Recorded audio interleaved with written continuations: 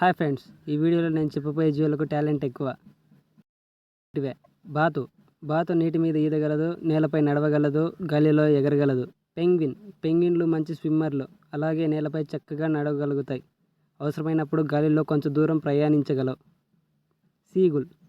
సీగుల్ పక్షులు సముద్ర ఉపరితలంపై ఎగురుతాయి, అలాగే నీటిలో ఈదగలవు. బీచుల్లోనూ రాతి నేల మీద నడవగలవు. హంసలో అందంగా ఈత కొట్టగలవు, దూర తీరాలకు గాలిలో ప్రయాణించగలవు, అలాగే నేల మీద నడుస్తాయి.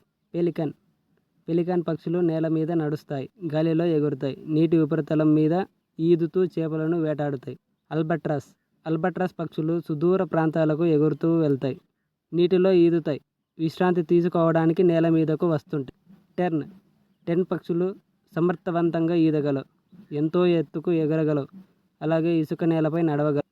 గుల్లిమోట్ సముద్ర పక్షుల